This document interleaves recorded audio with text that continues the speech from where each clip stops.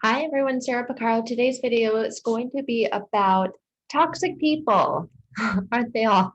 Right? About toxic people and how toxic people sabotage their relationship with you. What are the things that they do to sabotage their relationship with you? Why would they sabotage their relationship with you?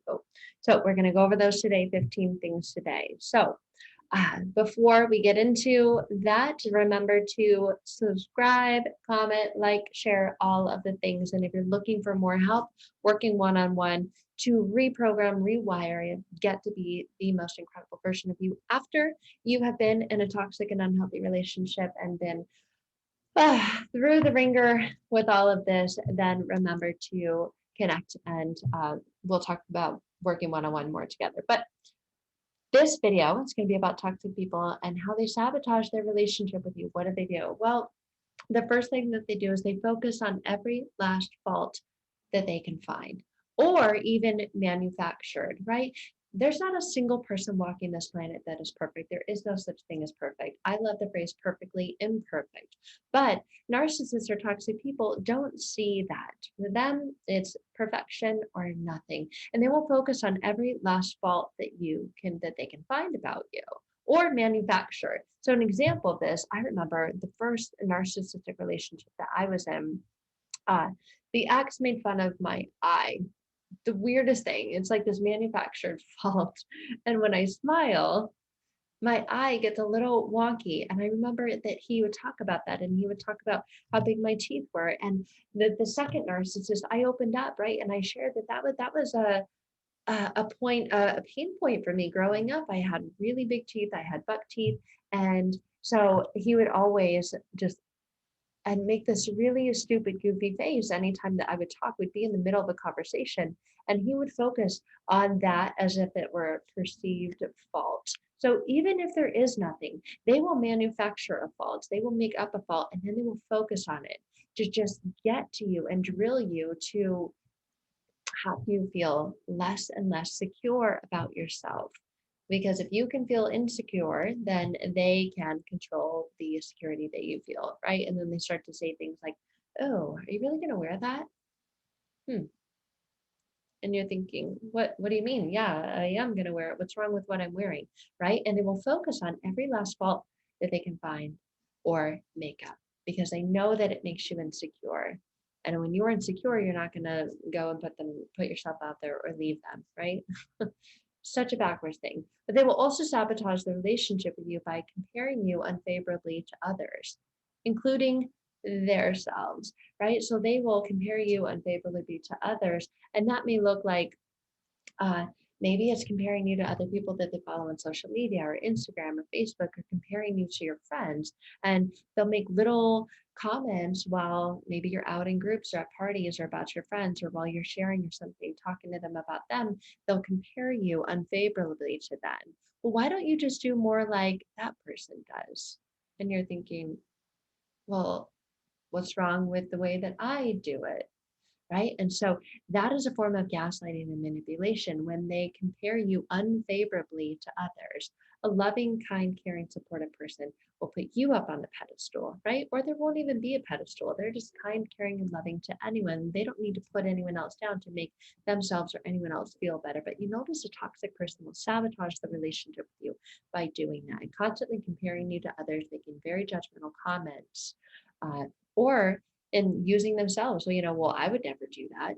And then you're thinking, oh, okay, well, you're not me, right? But then you're thinking, well, are they better than me because they don't do that?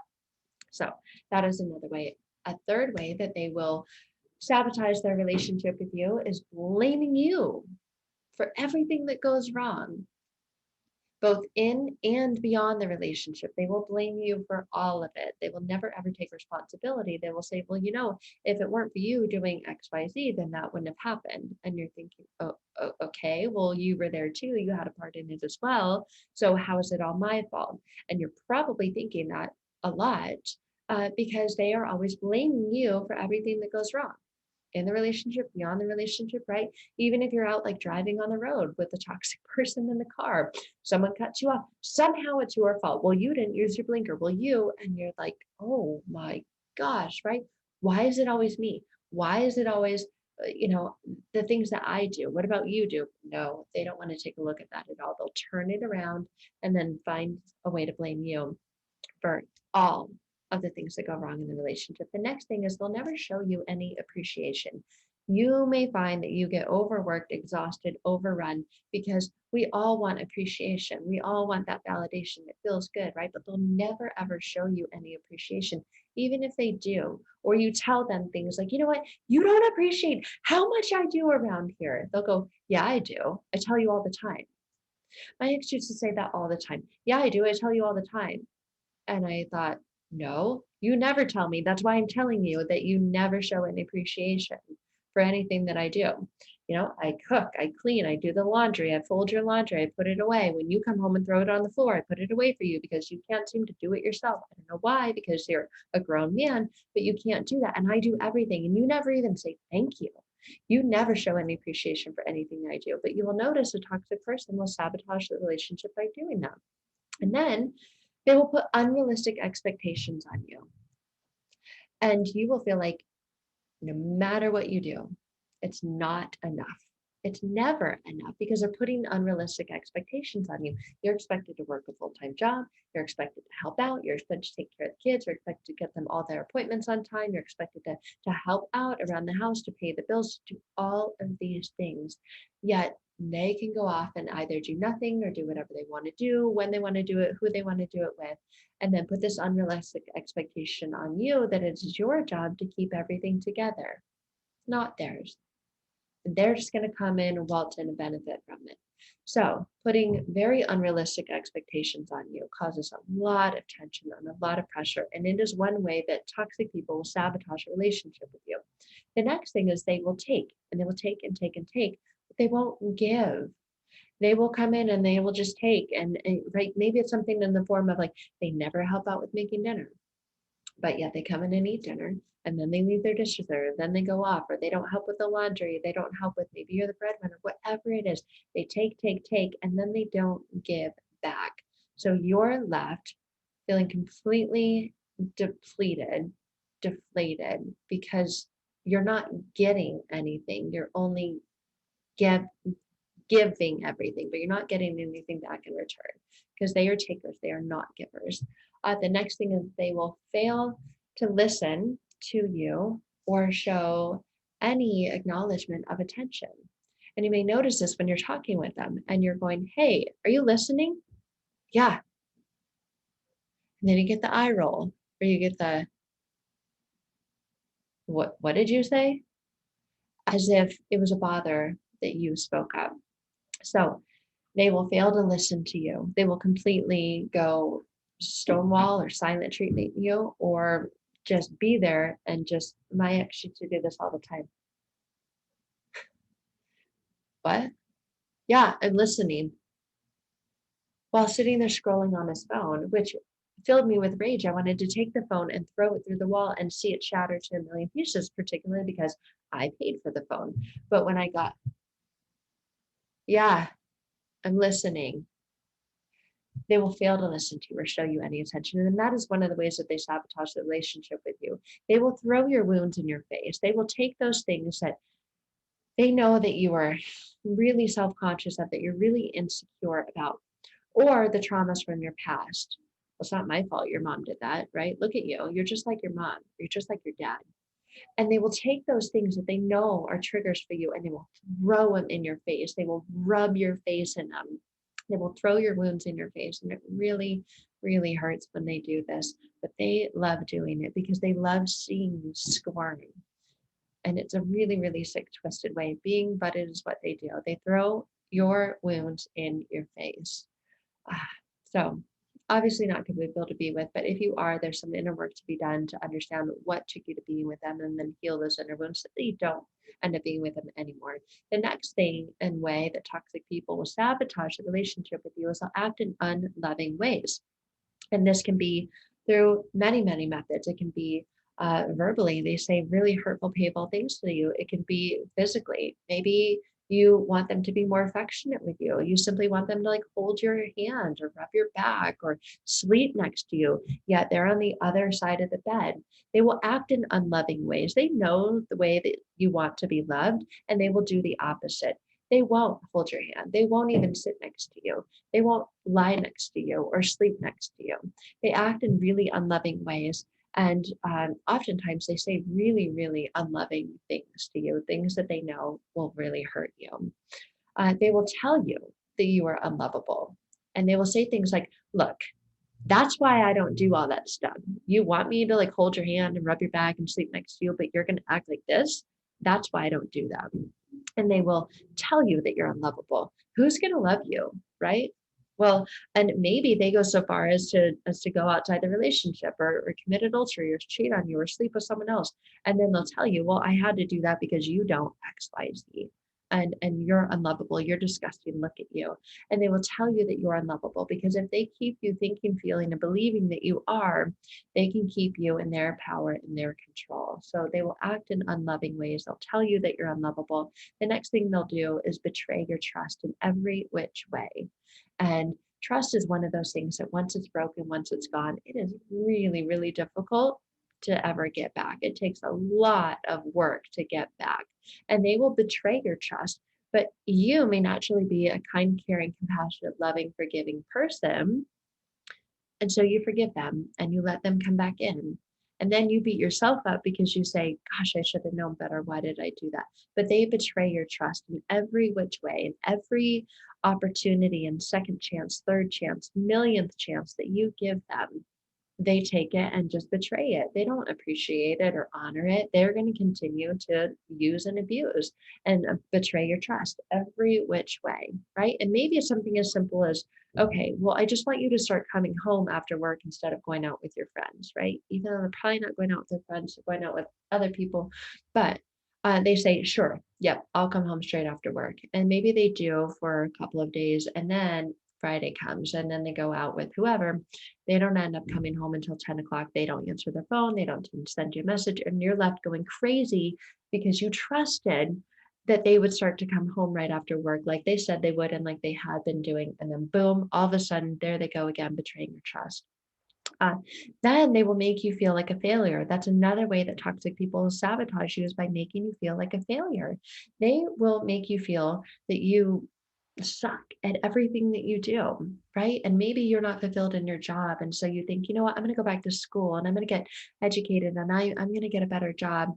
And they support you, or they seem to support you. And then you decide, you know what, I don't really like this. I don't know if I want to finish out school. Maybe I want to go do this instead. And they will just look at you like, gosh, this is why you're not good at anything. You don't ever put yourself out there. You don't ever complete anything. And all the while, you're just trying to find something to do that's going to make you happy, right? Because you're not happy in the relationship. So trying to find something else in your life that's going to make you happy. But they will make you feel like a failure. And they'll make you feel like a failure by the things that they say, by the way that they treat you, and just completely put you down in every way. They'll reject you. And then they blame you for their rejection. I know in the last relationship with a narcissist, it was void of any physical contact or intimacy. We'd slept in the same beds, but we were on the other side of the bed. And I complained about it all the time. Like, why don't you sleep with me? Why don't you touch me? And they will reject you.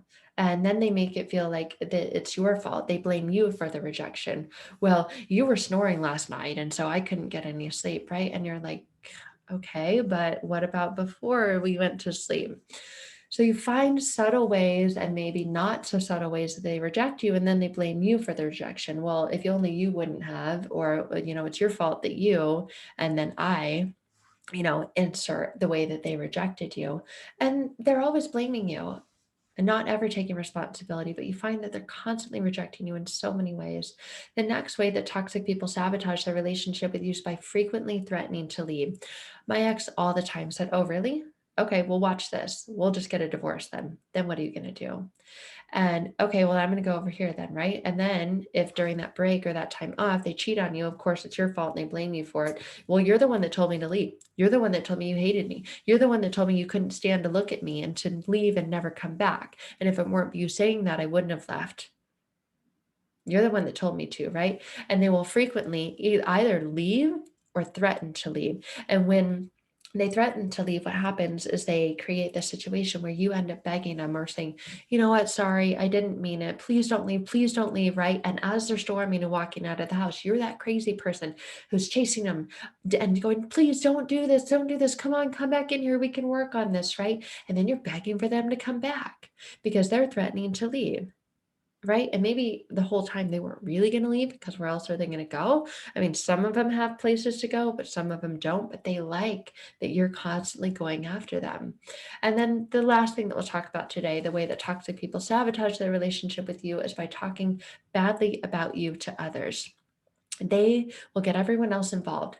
And if it's a narcissistic relationship, these are called flying monkeys. They talk badly about you to others and they get others in on their team. So others team up against you with them. So it's like you are isolated over here and alone. And there's all these other people over here against you because they go talk badly about you and get those people to feel bad for them and all these horrible things that you did to them.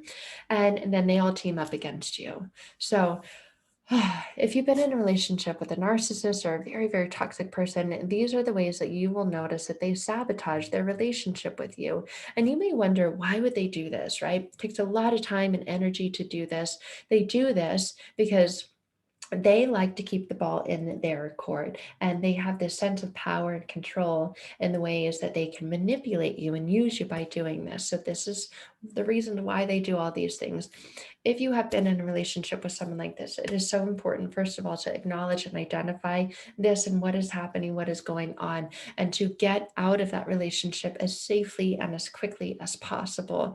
And then do the inner work to heal from the damage, not only done in that relationship, but all the damage that was done from past pains, past traumas that led you, connected you to being in that type of relationship. And I imagine staying for far, far too long and much longer than you know that you should have stayed. So if that's the place that you're at and you're ready to go on this journey, this inward journey to healing and changing, rewiring, reprogramming your mind, your thoughts, your feelings, and beliefs about yourself, after having experienced this type of toxic relationship, I would love, again, to connect and talk more about working one-on-one together, utilizing the power of your mind through rapid transformational therapy and hypnosis. So again, there's information on ways that we can connect one-on-one in the link below this video.